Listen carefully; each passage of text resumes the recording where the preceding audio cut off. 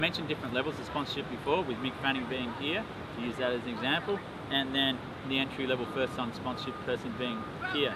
Those different levels, the way we run things at Rip Curl, first entry level would be usually you get a couple of packs a year.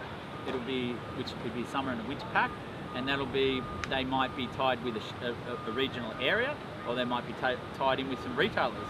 So we're here in Coolum, there's a Coolum shop over the road. I might say, okay, well, let's have a startup sponsorship arrangement with you through the Coolum store.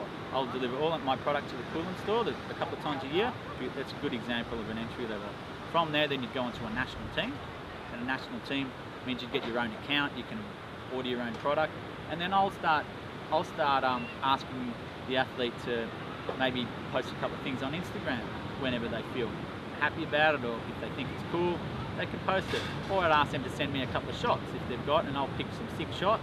That would sort of fall into that national level of sponsorship. After that, you start, then when finances start coming into it, that's probably to the next level. And it'll start from getting a monthly, what's called a retainer, which is, it's a monthly amount that you get, that an athlete, that a high-end athlete that's moved up the scales over the years, gets paid by a company. And there's also incentives. Incentives are rewarding a result. So when an athlete wins a world title, they'll get an incentive for it, and that there'll be an amount that's allocated to that person, and it's like saying, good on you, you've actually killed it. Between retainers and incentives, then you just do different mixtures of those until you get the result that the athlete's happy with, and that the business is happy with.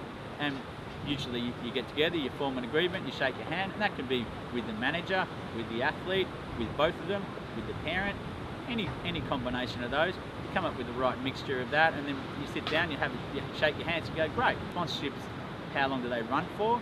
They normally run for from 2 years all the way up to 5 years. 5 years is a longish one.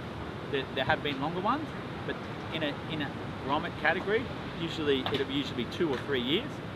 And as you get a bit older, once you sort of settle and you know what this person's doing, it might go from, it might go 3 or 5 years after that. But grommets tend to be 2 to 3 years, and can get a bit longer after that as you get into a higher end.